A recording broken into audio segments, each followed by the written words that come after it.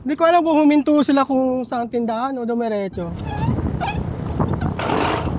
Ito na cherry blossom, no? Orange. Ayun ang cherry blossom mo, orange nga. Punta ka na doon! Tuparin mo yung pangarap mo! Oo, iwan mo na kami! Maintindihan naman namin eh!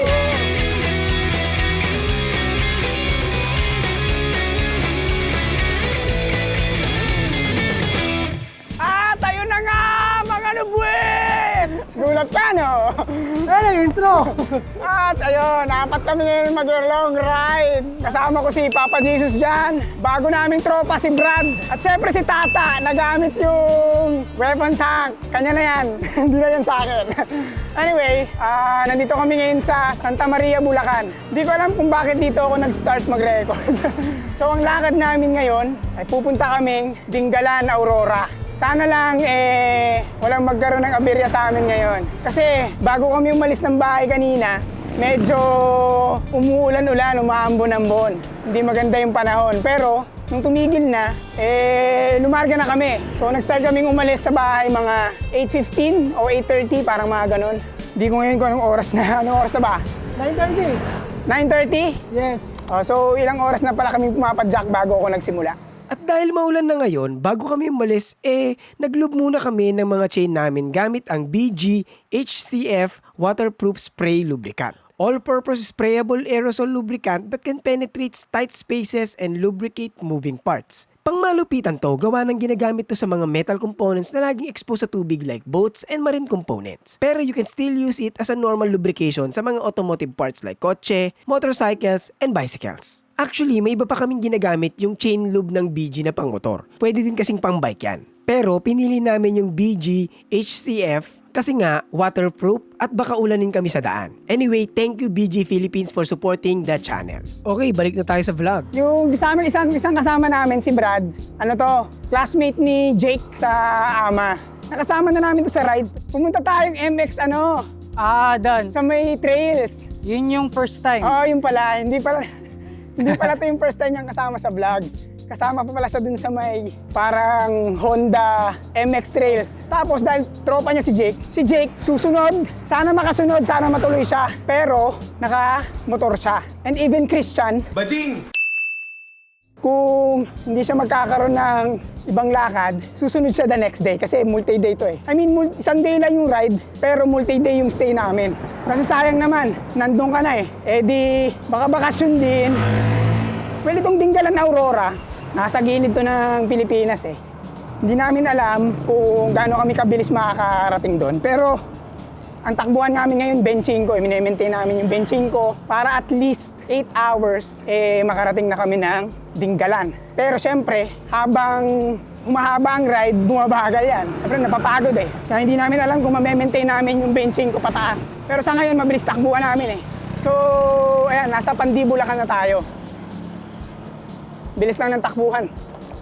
Sana huwag umulan kasi pag umulan, naku, babagal kami. So, bakit ba kami nag-decide na umalis ng gabi? Siyempre, para di mainit. Kasi hindi makakapagod pag malamig. Dahil ang best climate nasa gabi, kaya gabi nag-ride. Pero siyempre, mas delikado pag gabi, kaya maganda pag marami kayo. Tapos, kumpleto kayo lahat ng kasama mo, may ilaw, may radyo din kami. So, mas bawas yung pangamba, kumbaga. Pero grabe, ang bilis ng takbuhan itong mga to kahit madilim. So, 31 yung takbuhan. Mga sir, ano ba yan? Anyway, okay lang naman para mas mabilis kami makarating. Nauna kasi si Tata kaya rumarat-rat eh. Jan, ba't pinagtrangko mo yan? Bakit mo pinagtrangko yan? Ang layo na ang distansya. Suka na naman yan eh. Di siya nag-enervo na ata. Hindi, baka Enertown ininom niyan.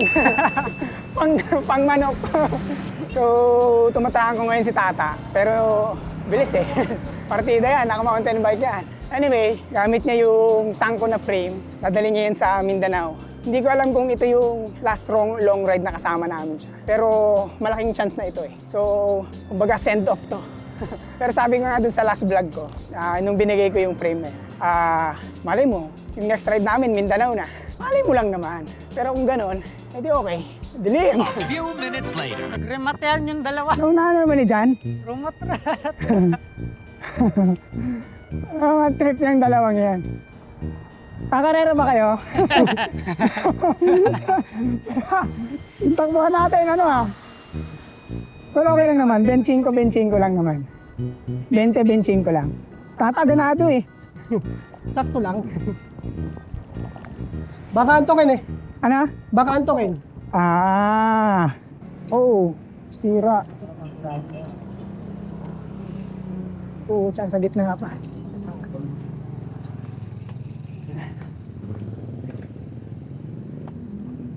Ayun, may nasirang 16-wheeler. So ito na yung unang bypass pero hindi kami dumaan dyan. Hindi lang kami kagad nakatawid. So, naiwan kami kasi may tinawiran kami yung bypass. Ayun yung bypass eh. At this moment, medyo swerte kami at maluwag yung kalsada. Pero eventually, sisikip din naman yan. So, ini-enjoy na lang namin muna. Ayun, Barangay Sabang. Alam ko may daan dito papuntang DRT eh. Pero hindi ko alam yung mismong daan. Pero alam ko, pwede dito eh. Maliwanag tong part na to ng San Rafael Medyo patagang mga daan.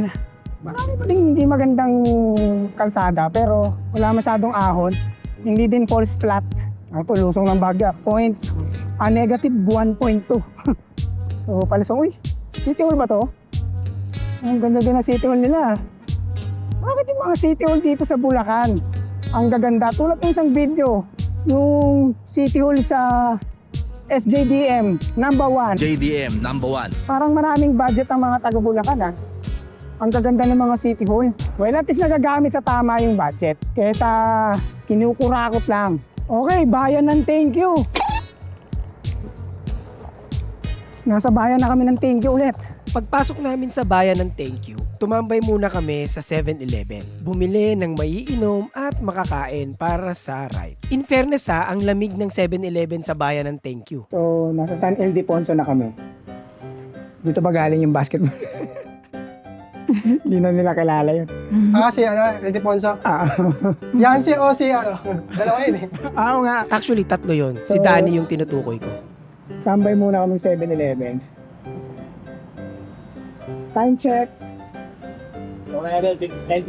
10:55 p.m. Ayan si Ronnie Del. Ronnie Del, tsaka si Talagang finish mo lalahanin Pero si Danny nga yung tinutukoy ko.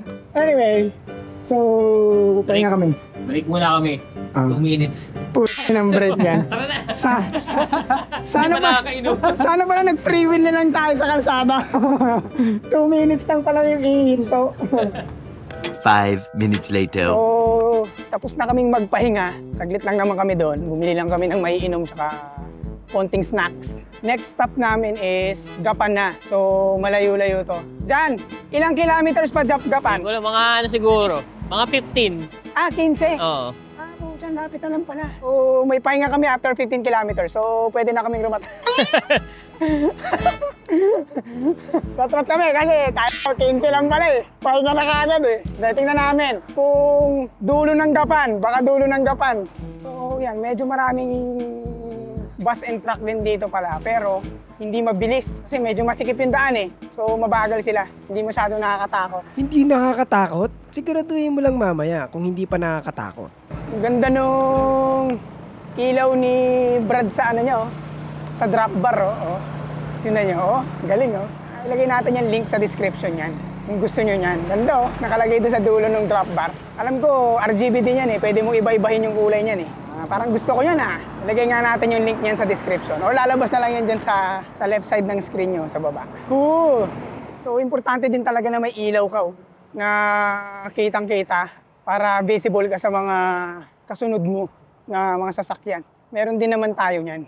So ito yung radar and taillight combo ko. Meron din tayo sa gilid, Ayan, Naku, pinauna mo na naman yan. Pagdating natin ng 150, sumusuka na naman yan. Facing niya. Pacing niya. Bilis nga ng pacing niya Pero okay na din, para mabilis tayo makarating sa ano. Kasi sa Baguio, sinabayan niya sila ano eh. Ganyan yung takbuhan nila. Di, 35 takbuhan nila. Sumabay ito. Susuka talaga.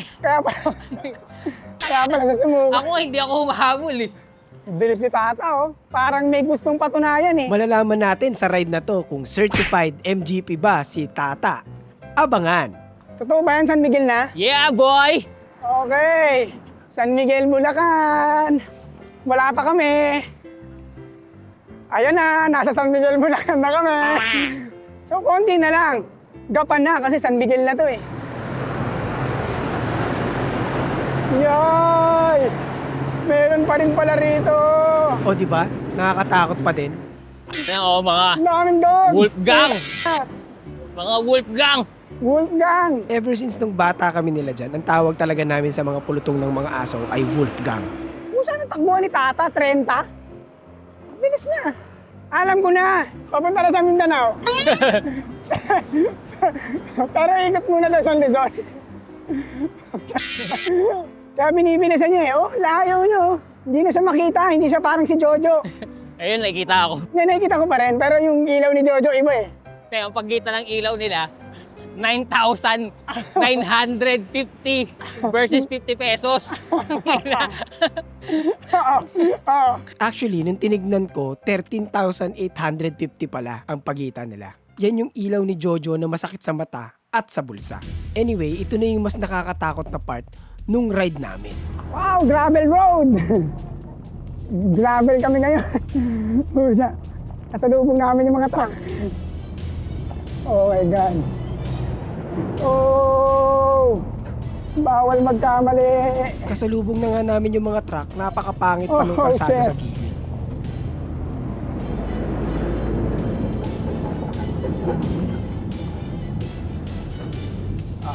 Ang liit na ng kalsada. Oh my God. Apak! Mahirap tong part na to ng kalsada. Kasalubong namin yung truck. Tapos ang pangit ng kalsada. Oh. Oh, inatang. Dahan-dahan lang. So, dahan-dahan lang ha. So, yan. Gamitin ko yung malakas mong ilaw. Para kita namin yung daan kasi medyo nakakatakot ngayon eh. Kasi dikit eh. Kasalubong namin yung mga truck. Yan pa naman yung iniiwasan namin. Pero ito, okay na dito. Scary shit! Kata-cute! Well, itong part ng San Miguel na yon medyo scary. Pero yan, dito, medyo lumuwag na ulit. Hindi na namin sila kasalubong, nasa kabilang side na sila. Sana wala nang ganun kasi nakakatakot. Medyo traffic ah. Kabilaan yung papunta dun sa kabilang side. Ayun o, dito, truck. Tapos dito sa kabila, meron din. Labasan ng truck pala. Gapan na ba yan? Lapit na. O baka bayan na naman ng thank you yan. Ay hindi, gapan na yan. Hindi ba yung dalawang arko, pre? Okay, magkasunod. Ay, magkasunod. Yan eh. So, nasa Nueva Ecija na. Ay, wala pa pala. Wala pa kami sa Nueva Ecija. Pero malapit na kami sa Nueva Ecija. Konting-konti na lang. Ayan na. Papalapit na ang Nueva Ecija. At huminto kami bago pumasok ng Nueva Ecija. Nueva Ecija na kami. Nauna dito si Tata. Kasi ganadong-ganado. May gustong patunayan. MGB! MGC. May gustong patunayan. Hindi, ganado ako bago yung bike ko eh. Bagong luma. Pero sarap sarap ihirap na. So, ayan. Nasa Nueva Ecija na tayo. May liwanag dito ha. Parang isang oras kaming papadyak. Mga past 1 siguro. Pag past 1 na or 1:30, magpapahinga kami for 1 hour. Isang matinding pahinga. Anyway, pagpasok natin ng arko nung Nueva Ecija, lalabas na ngayon yung konting kembot lang. Yung arko na ng Gapan City, yung makikita nyo. Ayun. So yan, nasa Gapan na tayo. So yan, dito yung papuntang tagpuan sa Gapan. Pero hindi kami pupunta dyan.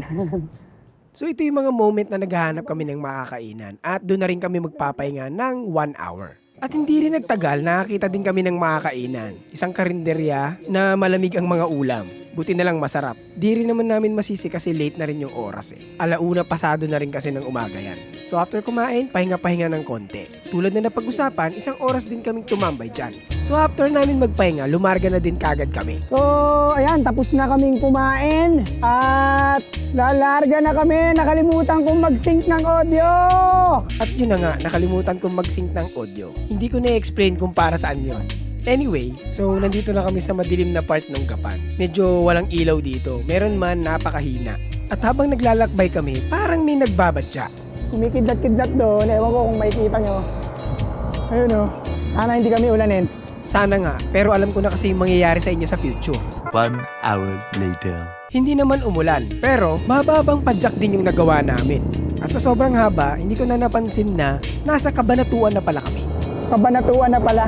Kabanatuan, baby! Ibig sabihin, konti na lang. Last 72 na lang. Ay, haba pa nun eh. Naku, ang bata naglaro. Ano? Gumaganyan ka pa, waplat ka dyan. Ayan, napagalitan ka tuloy. Hinto? Hinto tayo bago lumiko.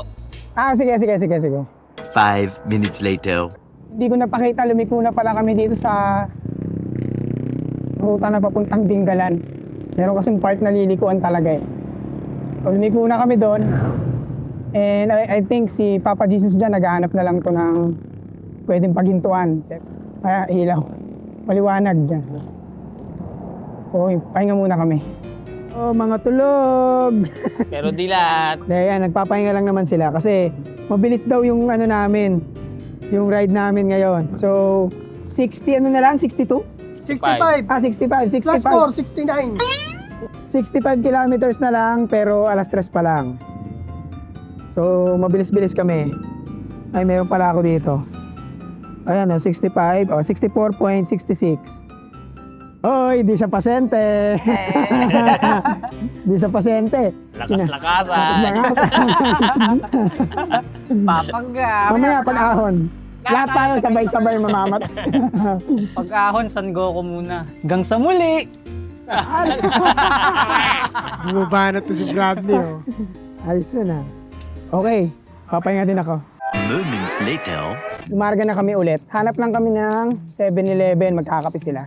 Ako kasi may baon akong kape, so hindi na ako bibili. Dahil medyo maaga kami, parang hindi na namin masyadong pepuwersahin yung mga sarili namin. Medyo mabagal na yung takbuhan namin. Ewan! Sabay na yugyug, you know? Anyway, 20-20 na lang. 21, 22, mga ganyan na lang.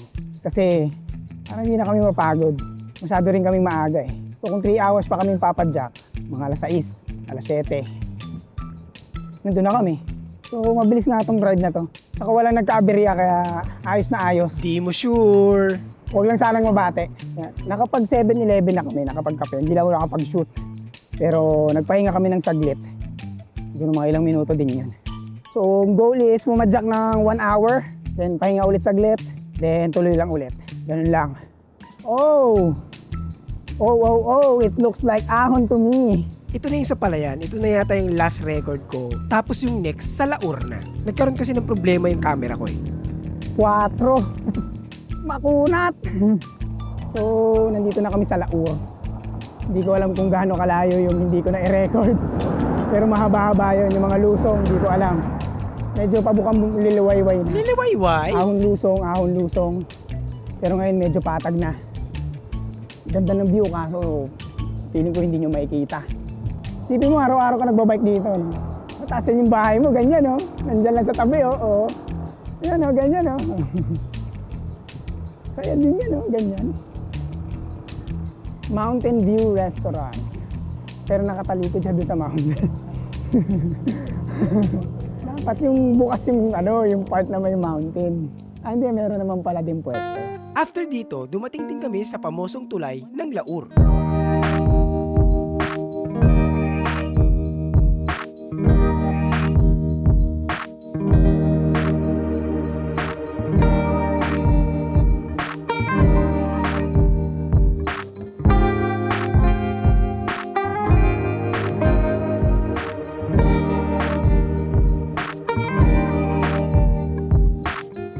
Habang nasa tuloy kami ng Gabaldon, may nakakatawang nangyari. Nilagpasan kami ni Tata. Nadaanan pa nga kami sa video niya. Nagtataka kami bakit hindi siya huminto. Hindi niya pala kami nakita. Oh, ganda ng view. Busy siya sa ganda ng view. Kung siya, hindi yata kami nakita ni Tata, biglang dumiretso. Hindi niya kami yata nakita nakahinto. Ewan ko doon. Wala pa namang radyo yun. Sana huminto siya somewhere dyan. Meanwhile, So na kaya sila? Iniwan ako. Ikaw kaya yung nang iwan. Hindi ko alam kung huminto sila kung saan tindahan o dumiretso. Parang hindi ko naman makita sa unahan. Nasa likod kasi kami. Diretso na. Baka nasa unahan, nakabuelo na. Ay, ang ganda ng Gabaldon. Mas maganda yan kung kasabay mo kami. Woo! Look at that! Yun o. Yun na yan. Woohoo! Woo! Ah, ito pala, Gabaldon. Gabaldon. Pero pala yun. Kasi Tata, nasa na. Nay, may dumaan mo dito 3 nakabike? So ayun, nagtanong ako sa Ali. Nagtanong ako kung may dumaan ba dito 3 nakabike. Wala daw napansin. So di ko alam kung nauna sila o ako yung nauna. Ikaw yung nauna. Pero tingin ko talaga nauna na sila eh. Kasi ang bagal ko eh. Panay kuha ako ng binibidyoan ko yung mga yun. So naiwan ako. a few minutes later. Ayun, ingots. Balik sa Gabaldon.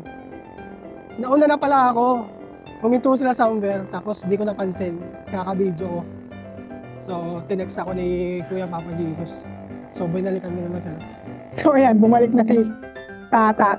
Kasi sinabihan na namin siya sa chat na nauna siya. Ano ba hinintuan nyo doon? Yung tulay. Yung tulay mismo. Oo, kung saan ka nagbibideo. Nakita ka namin nagbibideo ka. Kala namin hihinto ka, nilagpasan mo lang kami. Sasalta ako nun sa'yo. Nakasan na kaya sila? Parang di ko na matanaw. Ang bilis nila. Diretso pala ako kahit. Pwede na ako supot na puno ko na yung supot ng mangga. Uugain ko lang yan eh.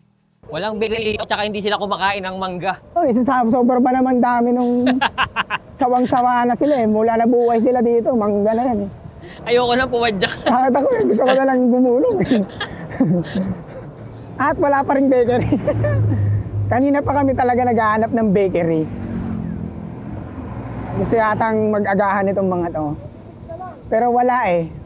Hindi yata uso dito ang tinapay. Kung mapapansin nyo, simula nung ride, suot ko na yung eyewear na ito. And this is our sponsor for today's video, ang Rivoray Lumo. Panalo to dahil sa photochromic lens at bike mountable case. Pagbukas natin ng box, agad mapapansin yung premium na packaging. Nandito ang protective case na pwedeng isabit sa bike, cleaning cloth, another soft case, at syempre, yung eyewear mismo, para handa ka agad sa ride. First impression, ang gaan niya sa kamay, pero premium ang pakiramdam. Ang pinaka-highlight ng Rivoray Lumo ay ang photochromic lens. Ibig sabihin, kusang nag-a-adjust ang tint depende sa sikat ng araw at UV exposure. Kapag madilim o maulap, mas malinaw ang lens. Kapag maaraw naman, umiitim ito para protektado ang mata mo. Perfect ito sa mga cyclists na nagra-ride mula madaling araw hanggang tanghali dahil hindi mo na kailangan magpalit ng lens. Meron din itong UV 400 protection laban sa harmful UVA at UVB rays. Impact resistant lens para sa dagdag durability at malawak na field of view para mas kita mo ang daan.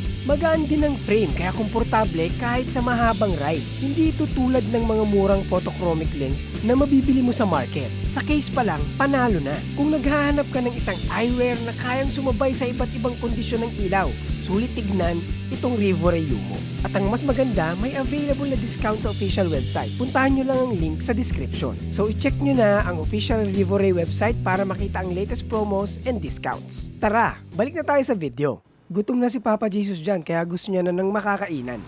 Sana may Alphamart. At dahil siya si Papa Jesus dyan, ilang segundo lang ang lumipas, may lumabas na Alphamart. Ito kami Alphamart. Sige. So yan, huminto muna kami sa Alphamart. Bibili lang ng makakain. Kumain lang kami saglit dito, tapos lumarga na kami ulit. So tuloy ang padyakan. Meron pa kaming 21 kilometers. Ganda na cherry blossom, no? Orange. Ayun ang cherry blossom mo, orange nga. Hindi cherry blossom. Dahil orange yan, ang tawag dyan, Carmen blossom. orange eh. So yan, chill ride muna kami. Dahil Dahil may gradient. 2.3. Bigat. Hindi, pinaghahandaan namin yung mas matinding ahon. So, nagko-conserve na kami ng energy. Energy! Energy! Batang may Bonam. So, sabi ni Jan, pag nakita na daw namin yung parang tulay tapos may mga kubo-kubo, malapit na yung tunay na ahon. So, ito na yung simula ng ahon papuntang Dinggalan. Kaya huminto muna kami bago kami umahon para may lakas ng konti. So, ahon na kami. Talo-talo na to, mga basic cakes. Ay, ang kunat. 9 ka agad.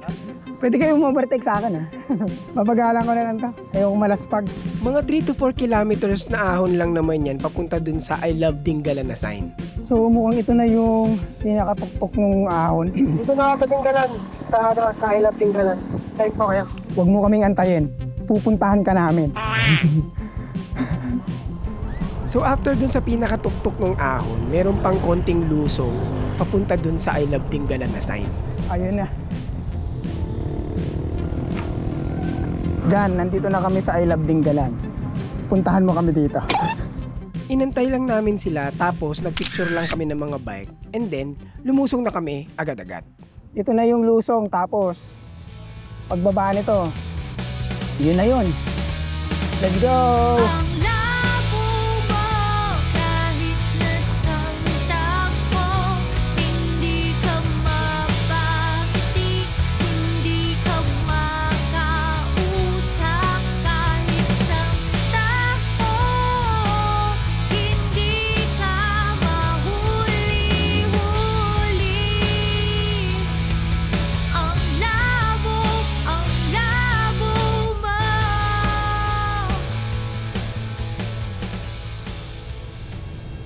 Habang nasa kasarapan ako ng lusong, meron akong hindi inaasahang pangyayari at ito ang brake fade. At this point, nawalan ako ng preno sa likod at hindi kaya ng harap lang. Pinanatili kong kalmado ang sarili at ginamit ko na lang preno ang paa ko. Marami namang paraan na pwedeng gawin pero at that moment, yan yung way na naisip ko. Napabagal ko naman yung bike at nung bumagal na, gumana na ulit ang aking preno. Hindi naman ako nagbababad ng preno, marunong naman ako mag-feather pero hindi ko alam kung bakit nag-brake fade pa din. Bagalan na lang natin. Nagbe-brake fade yung preno ko. So, dito na yata liliko. Naiwan kasi ako eh. Dito na nga. At inaantay naman ako ni Bradney dun sa kanto. Pucha, nag-brake fade yung preno ko. Nawala, as in wala. Pinasok ko yung paa ko dito. Pucha, alam mo yung may harang doon sa ano? Yung may harang na parang barricade. Malapit na doon. Kasi nawala siya. Tapos nung hinarang ko yung paa ko, bumagal ng konti. Pagkapirano ko ulit, meron na. Sabi ko, Hindi eh, parang sobrang init ng rotor. Nag-brake fade. Hindi, nag-brake fade na siya. Parang nawala yung wala. Hindi na ako makapit. Nakakahot yan. Oo, Hindi ko nga in-expect eh. Anyway, dito na yung lilikuan namin papunta doon sa transient. So hahanapin na lang namin yung transient na pag-i-stayan namin. Anyway, hinahanap na lang namin yung transient na titirahan namin. Aray ko. Yun nga yung sinabi ko. Okay, ito na pala yung transient namin. So yung transient na to, sobrang lapit na nito sa beach. Konting lakad lang, nasa beach ka na.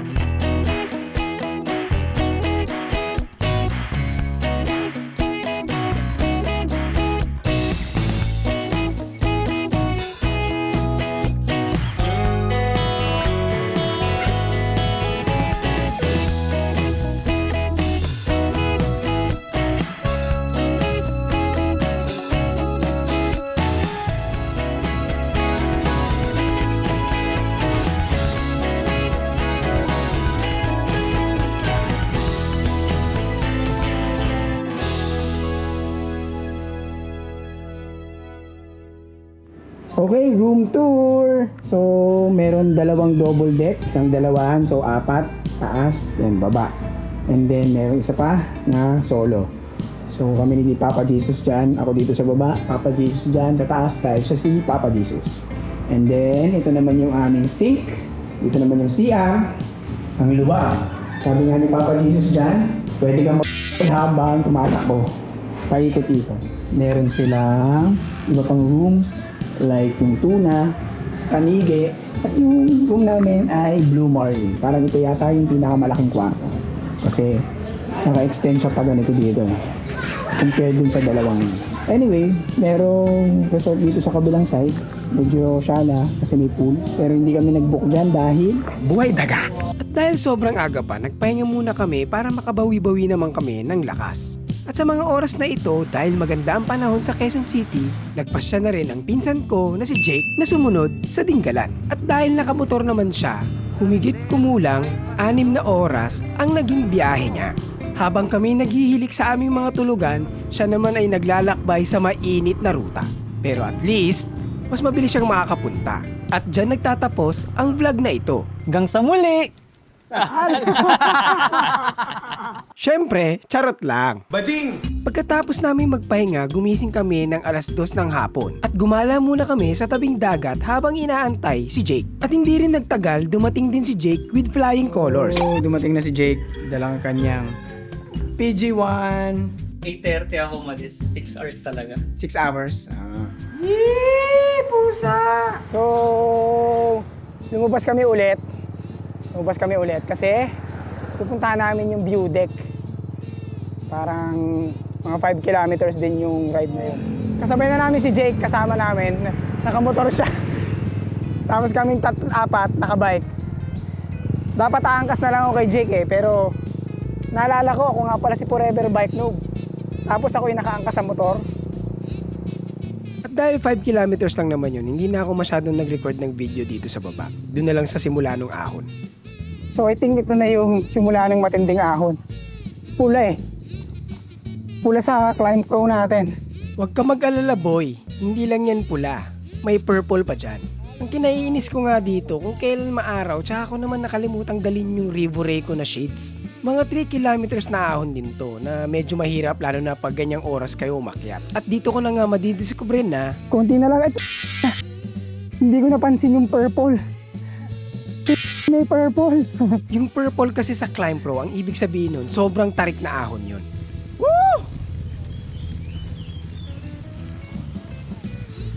MGP! At this moment, nagganya-kanya muna kami ng pacing. At ang alam ko, bumalik sa transient si Jake at si Bradley kasi hindi na daw kaya ni Bradley. So, babalik na lang sila na nakamotor, aangkas na lang daw siya. Dapat pala umaga namin ito tinira. Ewan ko sa'yo, bakit ka pumayag? Itirik pa yung araw ng mga oras na yan. Anyway, yung mga oras din na to, ito din yung panahon na pumapadyak na si Christian papunta sa Dinggalan, galing Cabanatuan. Ang naging plano niya kasi, magpapatid siya from Caloocan to Cabanatuan. Tapos, papadyakan niya from Cabanatuan naman to Dinggalan. Nagpang-abot din pala kami nila Papa Jesus dyan at Tata bago makarating sa pinakatuktok. Yung pinakatuktok kasi niyan, merong Giant Mama Mary which is si Nuestra Señora de la Paz y Buen Viaje or also known as Our Lady of Peace and Good Voyage. Hindi na namin inakyat yung taas ng Mama Mary kasi sarado yung pinaka-gate eh. Kaya hanggang dun lang kami sa baba ng mismong Mama Mary. Pero kahit nandun lang kami sa baba, ang ganda ng view.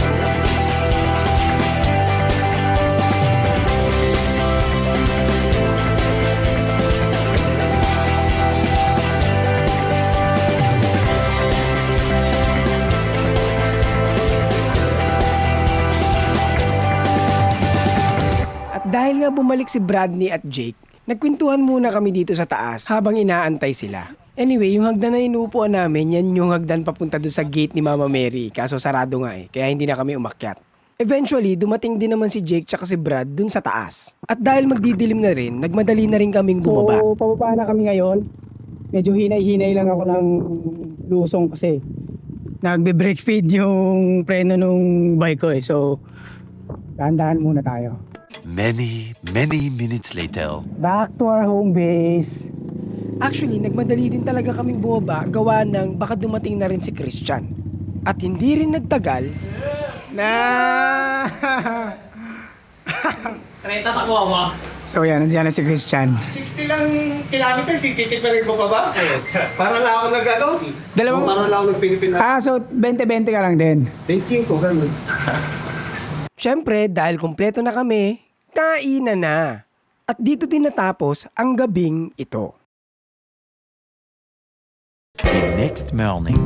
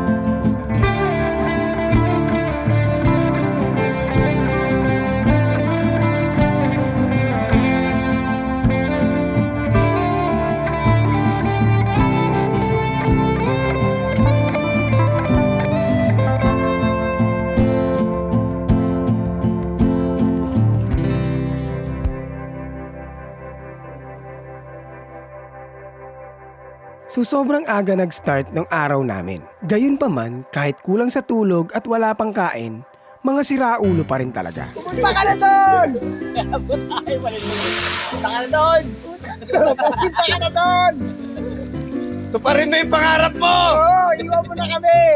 Maintindihan naman namin eh! Galingan mo pa! Galingan mo pa! Galingan mo pa! May gusto kasing puntahan si Tata na lugar at yun ay ang Umiray. Kaya sinasabi namin pumunta na siya doon. Pero solo lang siya. Pero eventually habang nagpapahinga kami ni Christian, sinamahan din siya ni Papa Jesus dyan na pumunta ng Umiray. Congratulations Tata, natupad mo na ang iyong pangarap. General Nakar. At pagkagaling nila ng Umiray, nag-decide na rin kaming kumain. Dahil mahaba-haba pa ang padyak namin pa uwi, papuntang Kabanatuan. Kayo yung race team ko. Kayo yung master mechanic. Ako yung racer.